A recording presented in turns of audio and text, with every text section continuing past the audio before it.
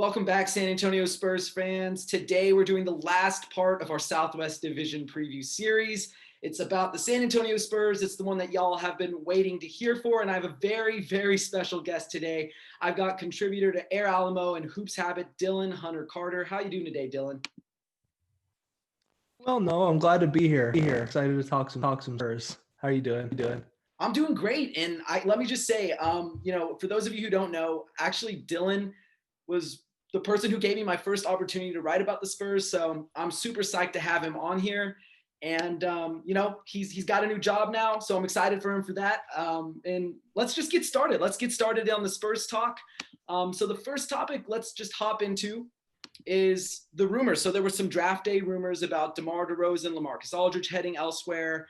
And it didn't happen. It didn't happen. There were no trades. So what do you think this tells you about the direction of the team? And how do you expect DeMar and LaMarcus to fit with this young core moving forward, especially LaMarcus, considering he wasn't in the bubble with him?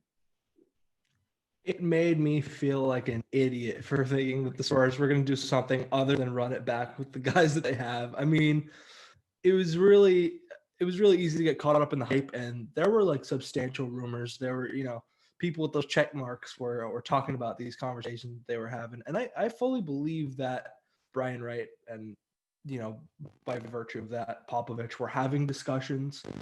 There was certainly internal dialogue, but ultimately neither of those guys have the value on the open that we as Spurs fans and Spurs believe that they do.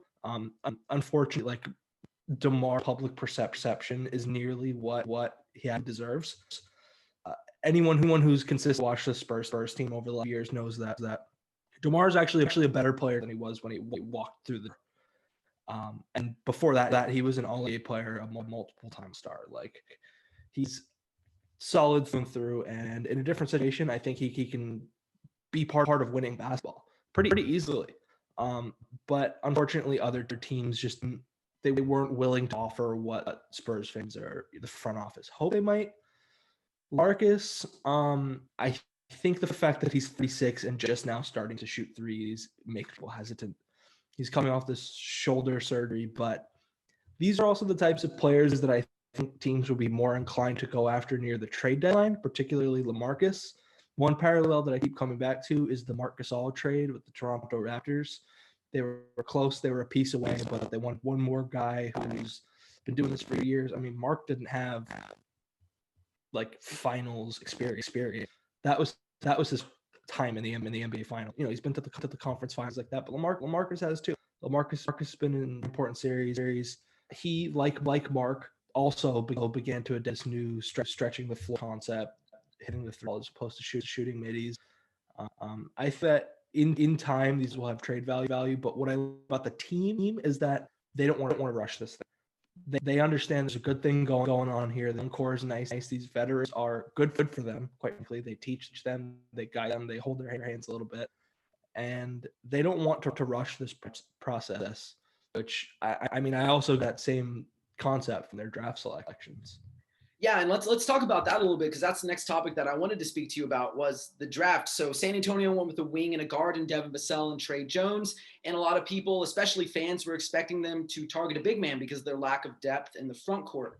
What did you think of these picks, and how much do you see them playing in the NBA next season for the Spurs? I know personally I really like the picks, but I would love to know what you think about them. Yeah, so they were linked to a lot of bigs in the pre-draft process. So I was surprised that in the second round they didn't take him. The first pick, their first number 11. I could have been more with it. I mean since February, maybe March, Vassell was the guy that I had eyes on, and we've discussed it before. Like, he was my top prospect on the board for what need at where they were drafted. I think a lever player of his caliber is incredible. That's great draft value, and that's what the Spurs do. They go out and get guys who maybe slip a little further than they should. I have no doubt in my mind that Vassell was as high on their board as it was on mine. I mean, they made the pick. Yeah. So I was very happy with it.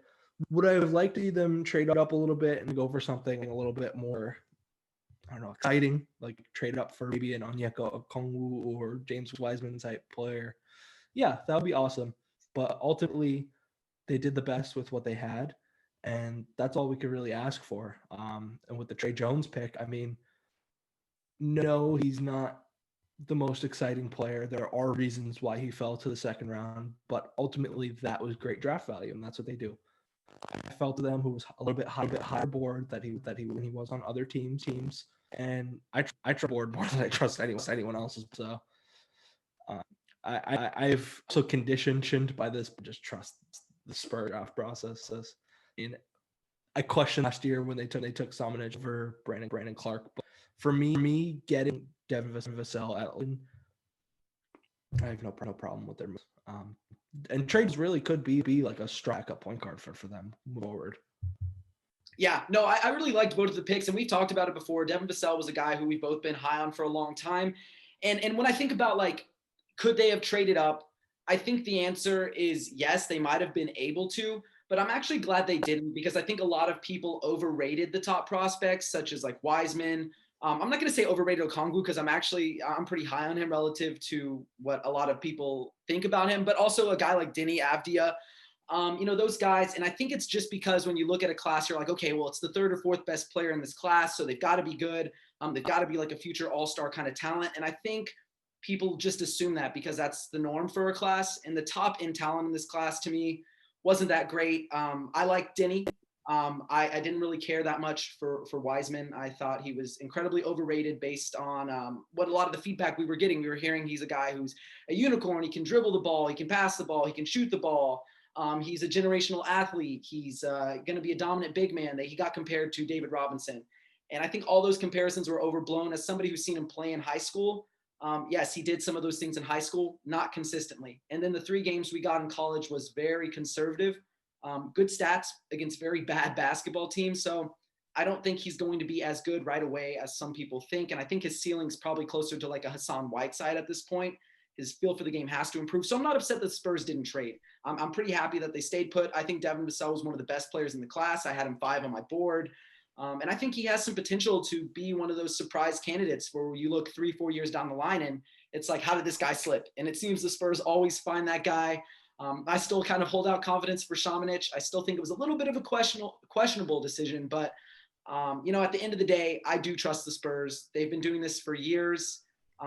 Since I was a baby. They've been drafting players and really being excellent at it. So I have to trust them at this point, even if I don't agree with everything. But this year, I definitely agree. I agree with everything they did. And I'm excited to see where this team moves forward. And speaking of moving forward, so the Spurs, they didn't really do much in the free agent market, right? Like they stayed out of it. They opted to re-sign their own guys. So let's talk about the guys who they've retained. So they kept Trey Lyles because, they just, I guess, accepted his team option, or they let the deadline pass. So, automatically he's coming back. They signed Drew Eubanks, they signed Pirtle, and they signed Kandari to another 2-way. What did you think of these moves? I really kind of thought they were pretty good. I know a lot of people think it's not like the sexiest offseason, but I thought it was really strong considering how they've positioned themselves going forward. It was pretty much par for the course. Correct me if I'm wrong, but they didn't add anyone that's actually going to be like vying for a rotation spot. No. They're keeping it in-house. I respect it. It's the organization saying we like who we have and we like what they bring to the table. The part of the offseason or part of the free agency period that stood out to me the most is the value. I mean, they got all of these players back on fantastic value. Yeah. Maybe the Pirtle contract was a little bit favorable for him based on what others got. Like I saw a lot of comparing. Mason Plumlee got 25 mil over three years. Okay, the difference of $40 is not going to kill, especially when they have like $6 million of dead cap for Carroll next year. Like they're fine. I think Pirtle's contract was fair because they gave him that little bit of extra money based on what he could have gotten elsewhere. But that's what the Spurs do. Football, sometimes when you're a small market team, you have to overpay a little bit. But beyond that, the Spurs just take care of their people. And pretty much what Pirtle got was the mid-level exception for 3 years. Yeah. And we're perfectly fine with throwing the mid-level exception around to anyone because it's got these exceptions. But ultimately, in today's NBA, $9 million per year on average for a player who can start on any given night is fantastic. The value that I like the best was that they kept Drew Eubanks in the development system for 2 years. This is his 3rd season in the NBA, and they have him on essentially a rookie scale contract for 3 years, I believe. Yeah, Three, the 5 third year's million. an option. Yeah, the 3rd year's an option. So 3 years if they decide to keep him around that long. Oh, it's a team option. Yeah, the 3rd year's a team option. All the better. I mean, they are positioning themselves. And the thing is, they maintained cap flexibility for next year. Now that could go away, extend Derek White. I don't care if it goes away because they end Derek White. I think they just need that deal done. But ultimately, I think that getting Eubanks back on that money, I mean, even if he doesn't play every game, he gives you a little bit of room. So that, let's say a LaMarcus trade does happen, or someone like Rudy Gay. Eubanks can play. I mean, he played the four in college pretty consistently. Yeah. He has the size to play both positions. He can switch on defense, which is huge. He's during media availability the other day. He said he was working on his Spurs. He's trying to space the floor out. Beyond just working on it, he mentioned that he got the green light to do it. So that's gonna do dividends. I mean, this guy, he shot the ball pretty well in college as well. So if he can, space the floor enough for nothing to bring a little bit of a different edge than what Pirtle brings, because a lot of their skill sets are redundant. If he can be a little bit more versatile, a little bit more, whereas Jakob is a strong man that we traditionally know. I think the Spurs team is going to throw a lot of different looks. They're going to throw lineups out there, and I don't think that Popovich is going to stick with such a firm rotation as he did. I think it's going to be a little bit more situational. So minutes totals at the end of the year could be very interesting. I mean, we're going to see a lot of players between like the 19 to 26 minute range, I believe. And even the star guys, the talent like DeMar and LaMarcus, LaMarcus in particular, I could see him playing like 29 minutes per game here if push comes to shove. They just have a lot of players and depth, something that the Spurs know how to work with. So it's going to play in their favor. And the fact they still have all this money open for next year is tremendous. Yeah, absolutely. And the one word that sticks out to me that you said that I completely am on board with is value.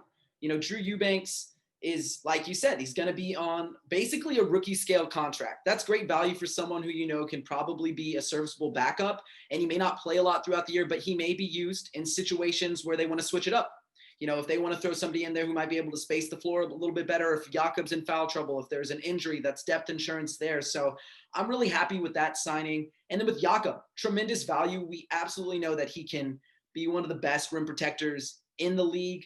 I think he's still kind of, proving his worth as a starter. We saw him struggle a little bit in the bubble as a starter, but I think he's going to be just fine there. And I think we need to remember he's only 24, right? He's not like 28, 29, he's young. So I think this is tremendous value for him, tremendous value for Drew. And then with Kendary, I don't think it's really that, consequential to the team. A two-way is a two-way. If he gets to play a few games, he gets to play a few games. If he doesn't, he doesn't. Just kind of a project that I kind of see along the lines of Chimezie Metu, where if it works out, great. But if it doesn't, you can just say, thanks for coming. I appreciate you being here, but it's time to move on. So I think great value from pretty much every single one of those guys. And the other thing, thank you for bringing up Q, because I forgot about him. He bringing him back on that two-way adds a little bit of this like clashing dynamic between him and Trey Jones. Their play styles are a little bit redundant, like I mentioned with Pirtle and Eubanks. That also creates this little bit of competition. And in some scenario, like one with this team where we really know what the ceiling is, having that little bit of competition on the roster help one player rise to the next. So I think that in the long run, help these guys. And a contract for a guy who actually played pretty well in Orlando, solid. I'll take that any day of the week. Now, Jakob, you mentioned his bubble performance. I actually don't like what I saw from him in Orlando. I mean, he was in foul trouble every time that he was on the floor. But I think in the long run, that could be valuable for his growth. And it was ugly, and maybe it's not what we wanted to see from him. We were expecting more after all year. So look at this guy. Advanced stats say that he's the best defender since Dikembe Mutombo. Like, he's not that. and he's still got a long way to go, but he's showing these small improvements, and he's also committed. I think that he fits within the dynamic of the team, and guys seem to love him. So again, I mean, the Spurs did what the Spurs do. They kept quiet, but this was actually, in my opinion, like one of the more effective quiet off seasons that they've had in a long time. Yeah. This off season way better than last year. Last year was a mess. Yeah, last year was a mess, and it's not necessarily all their fault. Obviously, everybody has a little bit of culpability. Mostly Marcus Morris. Mostly Marcus Morris. I don't think I'll ever get over that, but I like what they did this offseason. And I actually, we didn't talk a lot about Trey Jones, but one of the things I really like about him is in most draft classes, because there's so many point guards in this one that were quality point guards that could play for a team, he kind of slid down boards. Most years, I think he would have been a first-round guy. This year, I had him as a second rounder. But in other years, he might have been a first rounder. And I like what he brings to the table. He kind of reminds me of Patty in a sense where he's not going to be a great defender, but he's always going to be a pest. He's going to get under your skin. He's going to try to, disrupt your rhythm. He's not going to make anything easy. And yes, he's small, so his size is going to be somewhat of an issue maybe. But I think he's never going to be a complete liability. He's a cerebral player. And on the other end, I also want to remember his brother, Tyus Jones. One of the best backup point guards in the league, has led the league in assist to turnover ratio over the last 3 seasons. And he plays a very similar style to his brother. So if that's what you're adding to your bench, I think I'm happy with that. I'm very happy with that. And with Jakob, like, you're right. There were some things he didn't do perfect in the bubble, but I think that's going to help him in the long run. I really, really do. And speaking of people in the bubble, we got not LaMarcus, but Marco Belinelli, Bryn Forbes. This team let them walk. There was some genuine concern that they might be coming back, but this team let them walk. And to me, that's an addition by subtraction, because you're removing 2 of the worst defenders in the league, not just on this team, but in the league, from the mix. 2 guys who were taking up about 40 minutes per game between the 2 of them. Now, I'm happy about that, but does the loss of their 3-point shooting give you any concern, considering the Spurs were 28th in the league in that category a season ago, and those 2 accounted for about 28% of the Spurs' 3-point attempts and 3-point makes? It is noteworthy, but it does signal something about the rest of the team. Before I get to that, I'm going to backtrack a little bit. Bryn, within the context of a different team like the Milwaukee Bucks, I think can be a successful NBA player. Absolutely. I don't believe that he's going to step into the starting role. We'll see what happens, but I think that he'll be a backup too for a Milwaukee team that is stacked defending positions 1 through 5. And one of the guard defenders in basketball, only the best guard defender in Drew Holiday. And also like, yes, come on. Giannis, kidding me? Like, he's a monster defensively, and also nothing his gravity. We talk about DeMar ranked 5th in the league last year in assisted 3 points, which kind of makes up for his lack of 3 production, but he knows how to get that to someone else. Now imagine what happens when Bryn goes and plays with a guy who does it on a level even higher now. Yeah. Like, Giannis can literally be point guard if he wants to. And that's just going to open up 3-point on-opportunities. It's also intriguing that he's playing under Mike Budenholzer, who is a descendant of the Spurs system. He brings a little bit of that beautiful basketball ball movement, up-tempo offense with a high-volume 3-point shooting to Milwaukee. Within the confines of that kind of team where he doesn't need to go out and play 30 minutes per night, Bryn Forbes is a serviceable NBA player. When he played with the San Antonio team that was deficient in that area, and he played ahead of a player who is significantly better than him in Derek White, it's a problem. And eliminating that equation opens up a lot of opportunities for this to play a more versatile game. They get to get players, quite frankly, better. I mean, I mentioned Derek, but I think Keldon is better. I think that Lonnie Walker is better. And those are the guys that need to get these minutes. Now, in terms of fixing that uptick in volume, Mark Belinelli on occasions was eliminated from the lineup as it was. And Spurs fans were so happy about that.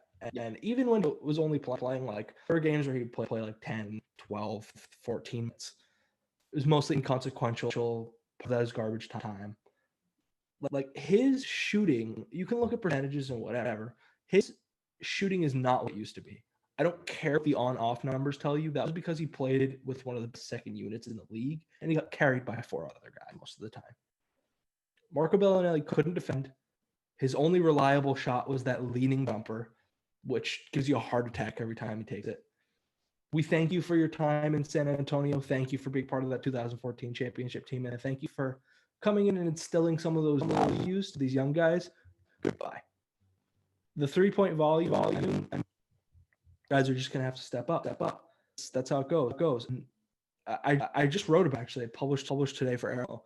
When Lonnie Walker has increased, the Spurs win. Like their win percentage was I believe something like 15% when Lonnie had at least 10 attempts from the field. And that only happened on a short list of occasions. Like, it didn't happen that often. Yeah. But that guy, he's a gunner. And I don't think the shooting that we saw this past season was a mirage. He can light it up. Derek White, we saw it. He was shooting like 7 threes per game in the bubble. He can do it. DeJounte can shoot threes now. I don't want him taking a bunch of them, but within the context and confines of team set, I think DeJounte is a solid shooter, and I'm expecting more from him this year because it's his first year. He got the full season after the ACL tear.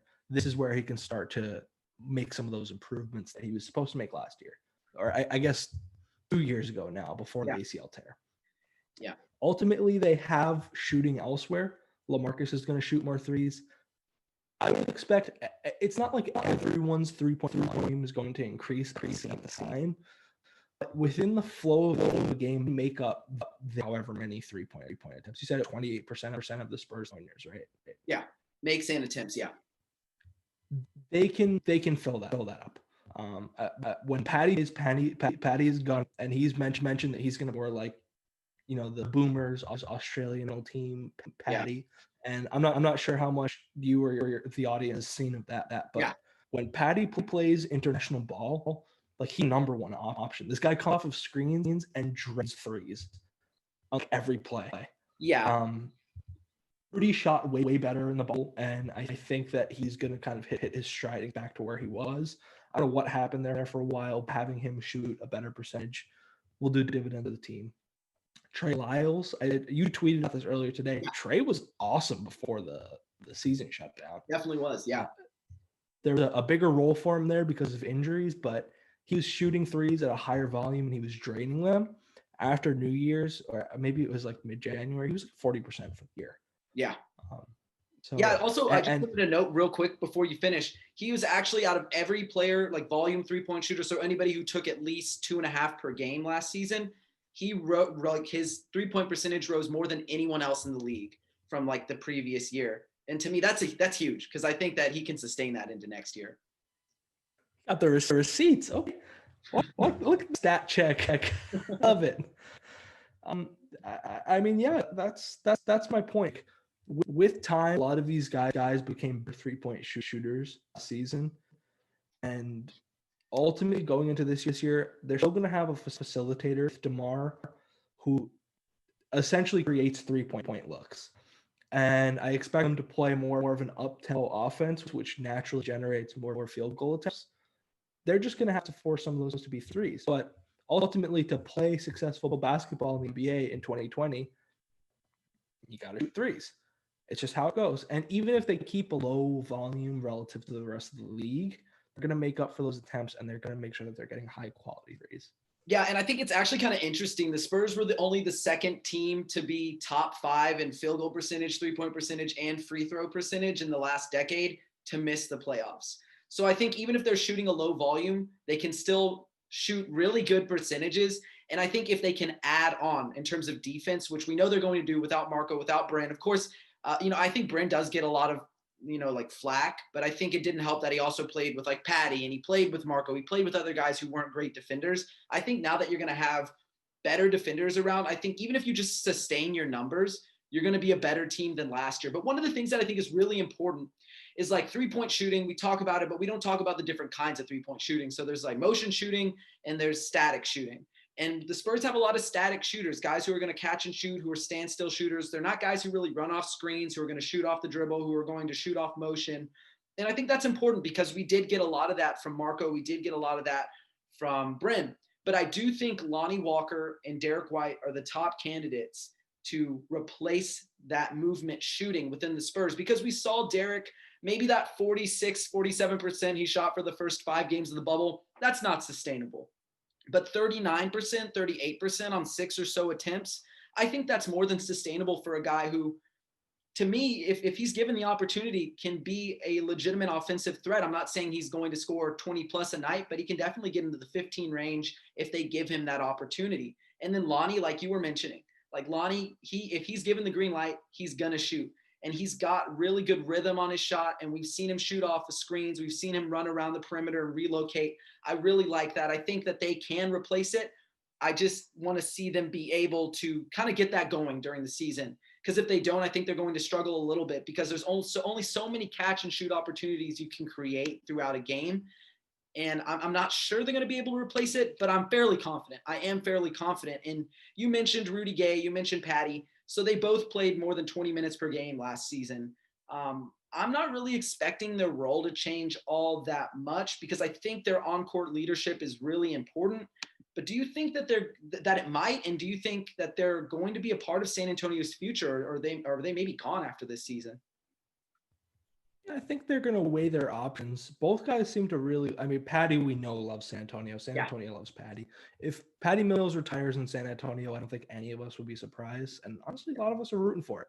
Yeah. I mean, I think that he has etched his name into hierarchy of the most pivotal Spurs roles of all time. He's certainly top 3 up there with Bruce Bowen and there are other guys that you could throw out. Maybe he hasn't surpassed Bruce of the championship prop, but for me, means to the team culture, Patty Mills is 5.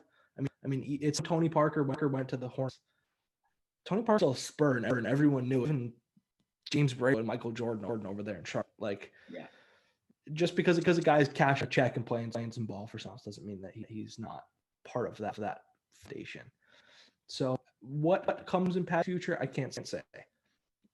In terms of what they're going to do this season, not much is going to change. I mean, if the Spurs really start losing games the way that everyone outside of San Antonio thinks they're going to start losing games, maybe their minutes decline.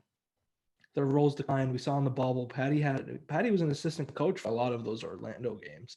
I mean, he was on the sidelines with a clipboard. He was coaching guys up. He was sitting next to Luka Samanic and pointing things out, helping him learn the game, the cerebral aspect of it, as opposed to just the instinct, which, I mean, that's what Samanic has to do. We haven't even really about him from a basketball perspective. That's a guy, if he asserts himself and shows that he's got what it takes, he's ready, then he might be seeing minutes this year. And I don't need a way to do that without some minutes away from Rudy. Yeah. I think they're also it's to get moved at the deadline. Patty, not so much as Rudy, but there are trade exceptions that have been created in this crazy offseason, and there are certainly fringe playoff teams that want to push in. In the East too, I mean, almost any team in either conference has a chance to break through and at least make this tournament. Now that it's been extended to 10 teams with the play-in, the bottom 5, any one of the bottom 5 can just say, okay, we need an extra piece to push us over the hump, and Rudy is one of those guys. I wouldn't be surprised if he ends up with a contender or a middling team, but I also think that's something the Spurs need to look for. I don't know if they will be because it's not in their nature, but capitalizing on Rudy's trade value and the fact that he is still a good, serviceable player who can help push you over the edge. I mean, if they could get a pick back for that, a first-round pick, even if it's lottery protected or something of the sort, that would be huge. I know it's going to happen over the course of season. I mean, this is the biggest question mark that we have a long time because ultimately, what this often signaled to me is that the Spurs are coming to terms with the fact that they are a young team. They are not rebuilding, retooling. I don't think the Spurs are going to go into a full rebuild unless David Robinson has a season-ending injury, if you know what I mean. Yeah. Actually, I would actually say otherwise. I think they are still in the middle of a rebuild, not so much a retool. Because as I look at it right now, if you're in the NBA and you want to compete for a title, you've got to have at minimum, you've got to have one superstar. You saw Miami make the finals. There's no questioning whether Jimmy Butler's a superstar. He's a superstar. Los Angeles had two superstars. The Mavericks have two superstars. Most teams that are going to compete for a title have two superstars, and the Spurs don't even have two all-stars. LaMarcus is still serviceable. DeMar is still very good. I think DeMar could potentially make an all-star team, but not with a team like the Spurs. You got to be really good. Got to be on a really good team to make an all-star team. So I'm looking at the Spurs and I'm thinking, okay, well, they have a lot of good young pieces, but who's the franchise player? I like DeJounte. He hasn't shown me that he's that guy. I like Derek, but he isn't that guy. He's not the face of your franchise. He's not a future superstar. I'm looking at Lonnie. He probably has the highest ceiling on the team, but even his ceiling to me is like maybe a Victor Oladipo, like maybe an all-star, not your best player on a title team, but definitely a good player. Keldon, again, he's a really good player. I think he's a good young player. We're going to see more from him, but he's not a superstar guy. He hasn't shown me flashes that say, hey, he's a superstar. He's shown me flashes that say he can be really, really good. But again, we've only seen like a lot of really good stuff from him in an 8-game sample size. And Luka, the verdict's out on Luka. We don't know if he's going to be a major part of the future of this team. We don't know if he's going to be a major part of the immediate plans for this team next season. We don't know if he's going to get minutes. So if the Spurs don't have that guy, you don't want to be in Orlando Magic where you're a first-round exit for the first or second seed every single year, and then you're always getting the 16th pick, the 17th pick, the 18th pick, because that puts you in basketball purgatory. You're never getting out of there. It's hard to get out of there. You got to make a move. So to me, this team is still rebuilding, and they can retool all they want, but I don't think they've fooled anyone else in the NBA into thinking this team is dangerous. And I think that's why we've seen people continue to say, like, look, this team isn't making the playoffs. And I don't really believe that. I think there's a chance they could sneak in. I think anybody from 1 to probably 13 in this Western Conference could sneak into the playoffs. But the Spurs are not a guaranteed playoff team. And for that reason, I think you got to kind of be able to say they are rebuilding, because that's kind of the direction, at least in my opinion, that they need to start moving in if they want to be serious about the future of this team, because you cannot win a title without a superstar. It just isn't happening unless you're the 2000 and I think it was 3 or 4 Pistons, where you got a bunch of all-star level guys but not a superstar, and you're able to really get momentum going. Then you're probably not going to win a title. I think the interesting thing of this whole Spurs roster construction that goes way under the radar is they're better positioned right now to trade for a superstar than they have been in a very long time. And even if they do, I think that they are even beyond, no matter what they give up, unless they're giving up their entire roster. They have enough good players around to where they could trade for a guy and look playoff contender immediate, depending on the caliber of the guy moving for. There's so much young talent, and not for thing. I think they'll all a little bit of a bump for having been in the Spurs development system for this duration of time. The Spurs perception from a league-wide perspective, and the perspective amongst fans that aren't Spurs fans is completely different from what it is within the league. I mean, people within the league know and respect the Spurs. They know that there's a reason for everything they do. They understand, especially with these new reports about Kawhi, that whole situation is not their fault. Oh, yeah. And maybe you could say what you want about what they got back in return, but they had zero leverage at that point. I mean, they were really, their names were getting mud hurled at them. And this team that has such a great legacy and a reputation for being all about player empowerment and pushing a player forward and ultimately putting the person above the player. I mean, Kawhi and Uncle Dennis really threw that in the garbage for a little while. And some were smart enough that it's not the case, and others couldn't stick with. But the next Spurs star, I think is not one that they grew with, and I think it's someone that they could chore. Now, these are the guys on the roster who I think could be stars. The three names that first, I mean, obviously, he's the rookie. So of course, it's the biggest unknown, and in many ways, the highest ceiling. I think that the underrated aspect of Devin's game is that in his second season at FSU, he became a serious shot creating threat. Yeah. And someone who can come off of screens to create shots, dribble a little bit, hit him with 1-2 move, a step back. I mean, in many ways, and I know this, some people might be like, what are you talking about? He's got some shades of Jason Tatum in him, I believe, in the sense that he's this like, between his size, his build, and his ability to create shots for himself, I think he has the possibility to be a real like number one option if everything pans out right, especially in this development system. So we'll see what happens over time. But Keldon has shown flashes of it, certainly through the bubble. We saw that he could score at will. And some of that's going to come down. With Devin, it's an 8-game sample size, and like the Spurs played a lot of teams sitting out starters, sitting out stars. And they also didn't have the benefit of having like a true scouting report on Keldon, because if you look at the G League, he was shooting only a few threes per game at about 25%. That was pretty terrible. And, the scouting report from the G League says this guy's going to go to the hoop every time. And he shot a lot of threes. He had a lot of wide open threes. He knocked them down at about 68%. That's not happening next year. I'm not saying he's not going to be good next year. I think he's going to make a big jump next year. I think he'll be a double-digit scorer, but 8 games is not enough for me to say this guy is the real deal. I think he's going to be really good. I just think it's if Spurs fans are saying, face of the franchise, it's a lot of pressure to put on a guy who has less than 20 games to his NBA career, and for a team that was a losing team. So I like Keldon. I like Keldon. I like a lot of the other guys on the roster, and especially Devin. You're right, because Devin actually went from making 1 dribble jumper as a freshman to 39 as a sophomore. That's a big jump. That's more than 1 per game. I really like Devin. Like I said, really high on him, 5th on my board. I think he could be a really big offensive threat in that Florida State offense. Like I'm sure you watched it a little bit. Like it's an equal opportunity offense. They're not going to go to one guy every time. And even Patrick Williams, his teammate who got drafted higher than him, was saying, look, this guy scored like 18 points straight in one of our conference games. We know he can score. That's not how this offense works. You're going to have to watch out for him at the next level. And I think he's right.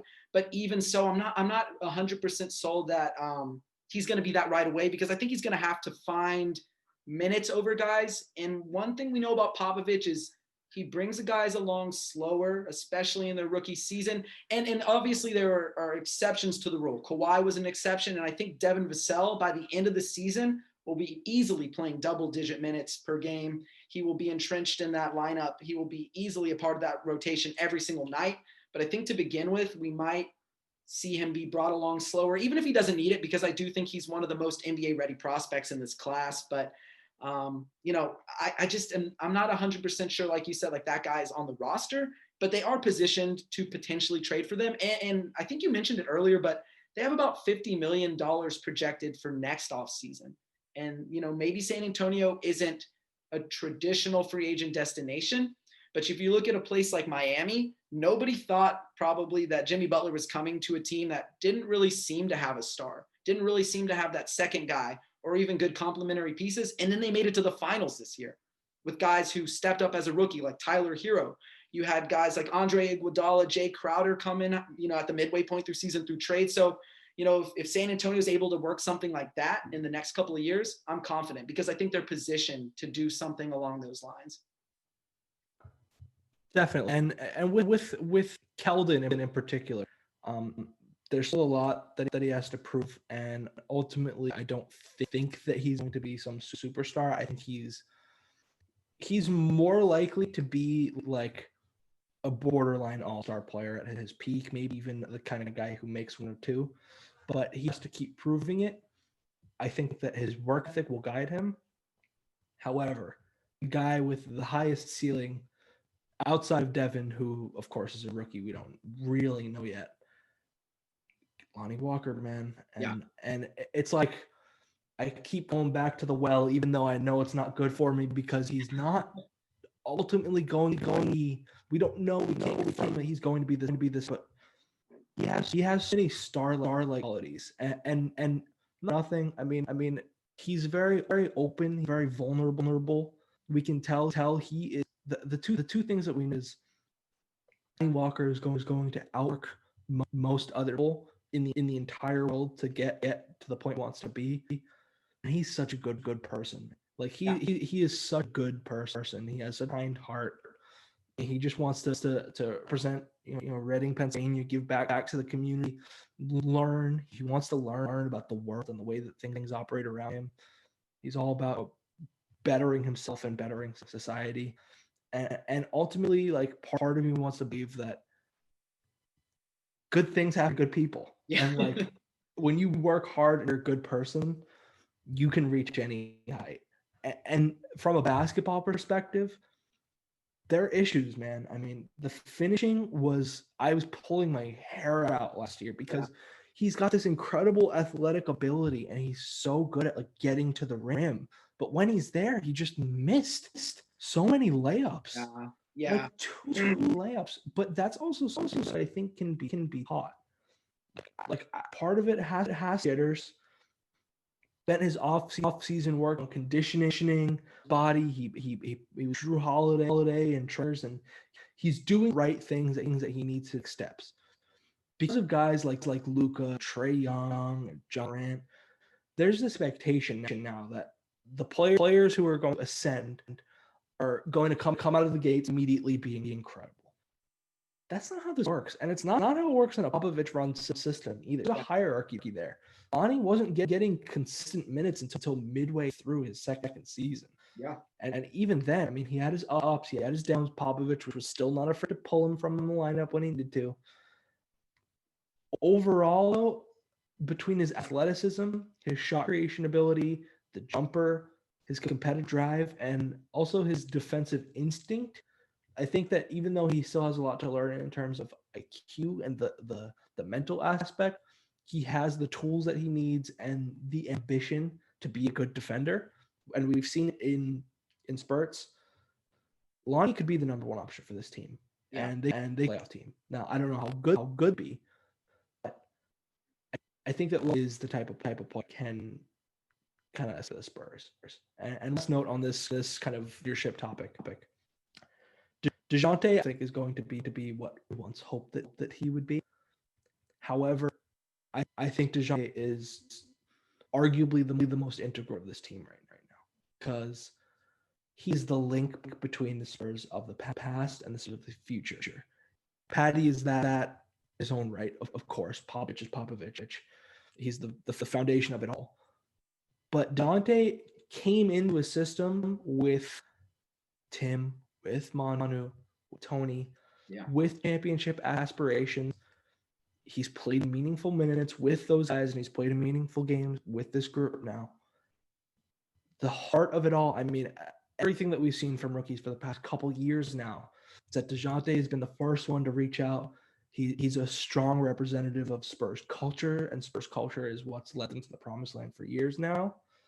I don't think he's going to be that superstar leader, but he is going to be a spiritual leader for this team for all time. Yeah. Yeah, no, I agree with you. I think DeJounte is really important to this team. I think he can get better because we've seen him get better every year. I don't think he's ever going to be an all-star or be near that level. He's been, to me, miscast as a point guard. You know, his feel for the game isn't great. He's not a great facilitator. He's more instinctual, right? He sees a guy is open, he'll pass them the ball. He's not someone like a Luka or a Trae Young. And obviously those guys are in their own category, but even like a Ricky Rubio, where you find an angle on the court to get your teammates open. That's not DeJounte. He's just going to make the right passes. He's going to get it to guys who are already open. So I think that's important. And you're right. He was part of that Spurs of old. He was with Tony, Tim, Manu. He was part of teams that were trying to compete for titles, and that's really big to the culture. So I think he's going to be important. One note on Lonnie before we kind of move on and wrap things up. With Lonnie, to me, his biggest strides he made in the bubble was as a facilitator. And I think if he can be that second unit facilitator, I know we want to see him start, but if he can be in the second unit and be a facilitator where he can have more touches, where he can have more freedom, and he can give Patty the freedom to play off ball like he does with the Australian national team. I think that's going to be really important for this team because in the bubble, we saw him make some really incredible passes in transition. We saw him make some really nice passes in some motion offense sets. What I want to see is when the offense is kind of at a standstill in the half court, what can Lonnie do to create?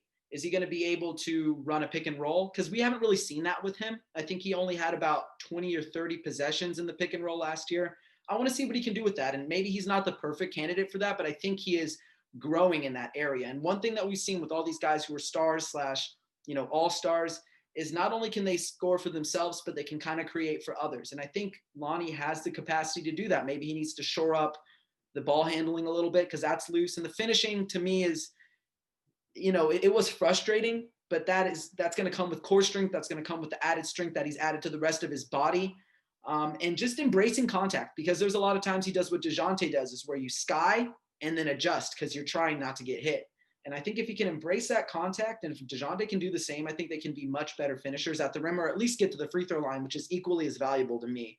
So I'm excited to see what the Spurs can do, because although I don't think there is that superstar number one option, I think they've got some really good complementary pieces / guys who could be that second, third, fourth best player on a championship team. They just need to find that guy.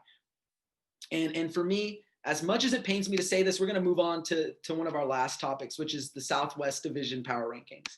I've got the Spurs at 5, and I'll explain in a little bit, but I'll give you my full rankings. I've got Spurs 5, Grizzlies 4, Pelicans 3, Rockets 2, Mavericks 1.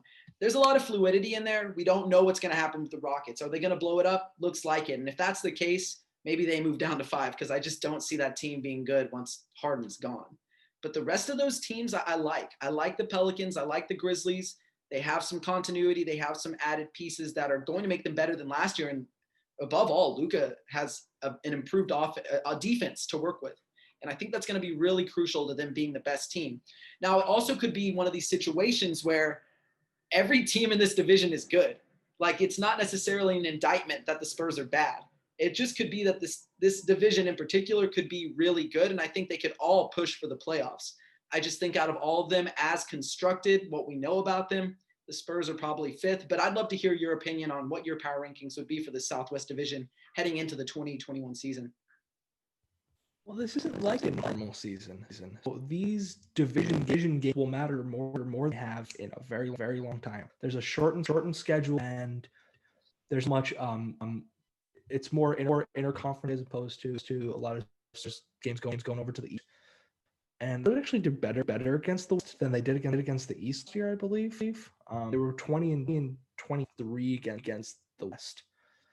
And I don't know what the math is to add up, but that's certainly been what their record was against the East, which traditionally it doesn't fall in line with the Spurs. Playing these interconference games and having these veteran leaders, I think the Spurs actually have a better chance to rank like 3rd than one might think. There's also the Popovich factor. We have to give them credit where credit is due. They have the ultimate basketball strategist. And when they're playing these teams over and over again, where all of them except for the Rockets are actually pretty young, Popovich generally knows. Seasoned coaches who have a couple of these veteran leaders like LaMarcus and DeMar, and in due time now, DeJounte and Eric are going into that. I think they're to win some games that they shouldn't. So I'm not gonna put a definitive on them being 3rd, but I think it's likely for them to end up 3rd. However, I don't know what's gonna happen with the Rockets, and I wanted to bring. We're talking about superstars. I wish James Harden was a different team, because if he was the Spurs could get for James Harden. And listen, I know he's got some issues, but ultimately he's one of the 5 to 10 talented basketball players on the planet. Yeah. And he wants to win a championship. He wants to solidify his legacy. He would shut up and put up with Popovich if it gave him a chance to go win a championship.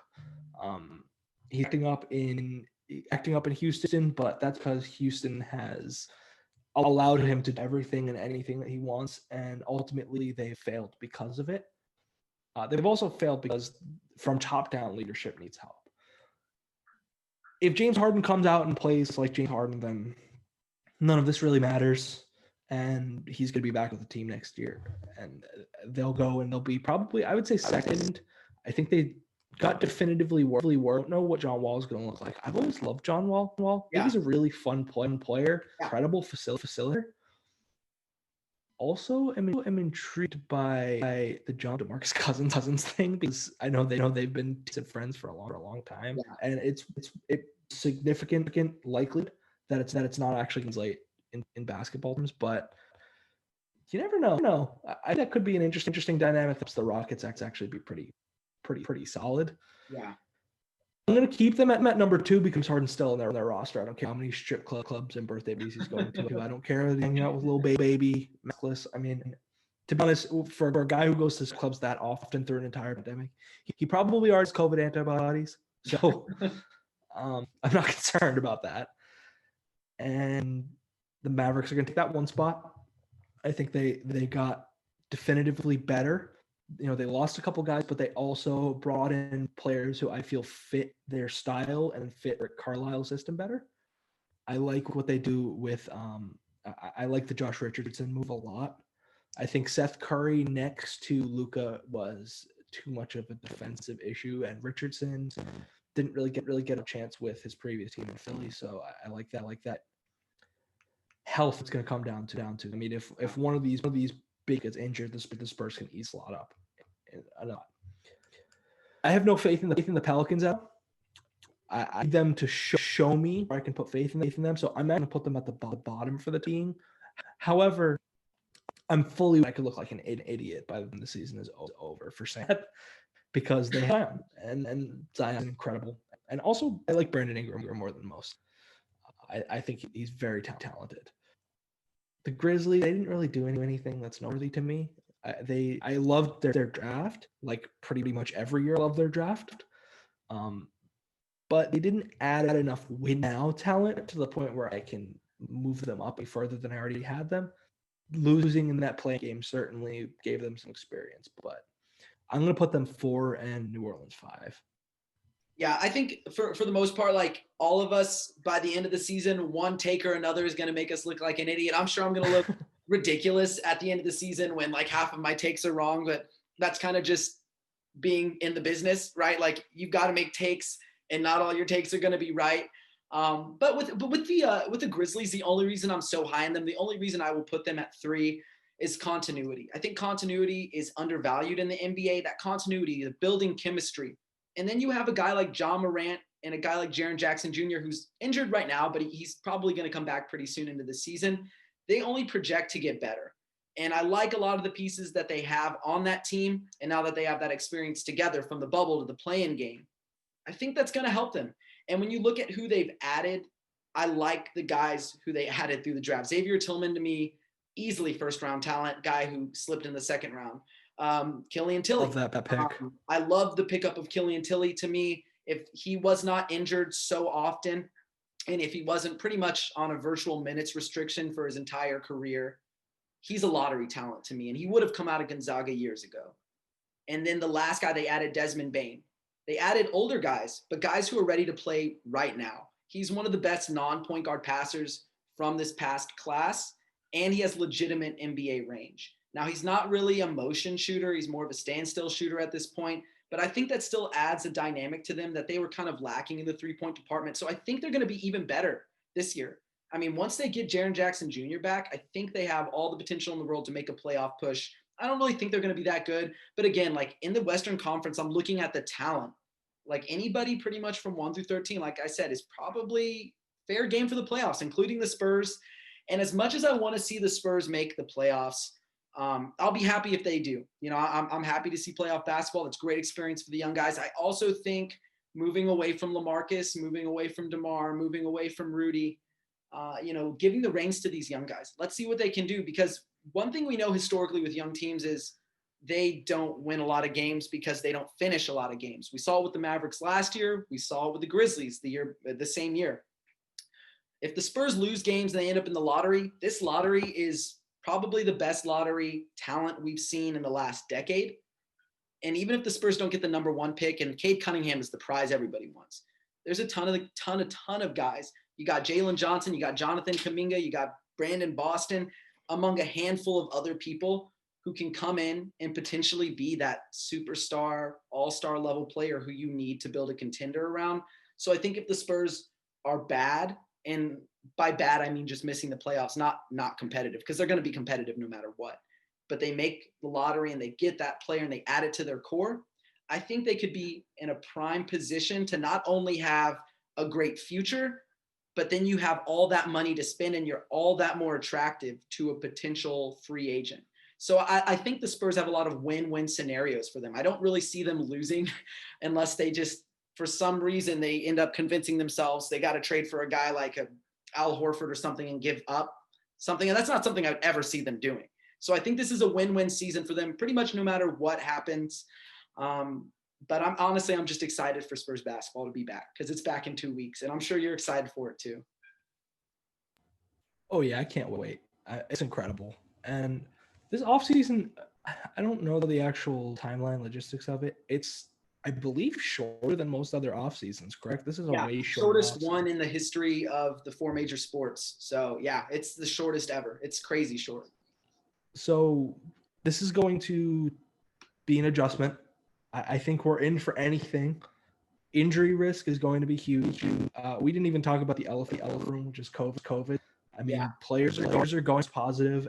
I have a little bit more faith in the Spurs do in most other teams. Keep that, their priority will be basketball. They'll be safe. They'll be, but for nothing. These live with other people. They have, wives, and if there's kids who need to school, need to go to work, and rates are higher than ever. So people are going to get coronavirus, and we're going to have to sit. Quite frankly, I'm scared as hell. Popovich is going to be flying around the country doing all this season. But ultimately, I mean, obviously, of course, I trust him to make whatever decisions he feels comfortable with. But from a team perspective, we don't know what's going to come from this season. It's going to be very different and interesting. And because this is the Corona season, I mean, I guess last season was the Corona season, but this is the one where they're entering it, and the expectation is we'll probably have to deal with this for the rest of the season. And no bubble. Capacity. Yeah, and no bubble. There's not this contained environment. There are going to be road bumps that we don't even know about yet. Yeah. And ultimately, this year is for development. This is for growth. This is for getting these youngest to take a step, made of, and be the best versions of themselves. We'll see how it turns out. I'm very excited to watch though. Yeah, I'm excited to watch, and we'll wrap things up now. So thank you so much for joining me. This is honestly the episode I've been most excited for, not just to talk about the Spurs, but to talk about the Spurs with you. You're one of my favorite, writers who are on, Spurs Twitter and the Spurs Nation. So thank you so much. And this is the time for you to just plug anything you're doing or give any news that you want to tell people. Anything, just go for it. Absolutely. I mean, first of all, Noah, I'm very grateful that you have me on here. I'm also proud. I mean, I've seen your growth.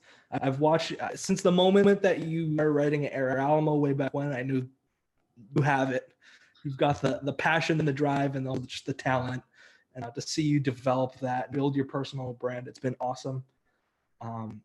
For me, so I'm on a little bit of a different path. I was the site manager, site expert for Alamo for 2 years and a couple months. I just stepped down. I got my first full-time job out of journalism school. So I had to segue a little bit out of sports. I'm working at a news station. So that's been a really interesting opening experience. But also my goal, my passion is with sports. So you can check out Mark at Air Alamo. I'll be contributing sport. There's articles there. Also write about the Brooklyn Nets and the Milwaukee Bucks for Hoops. Very interesting teams that I did to see how everything develops for them there. But I also do some NBA content. So if you want to check out some of this stuff, where you can get all my run on that front.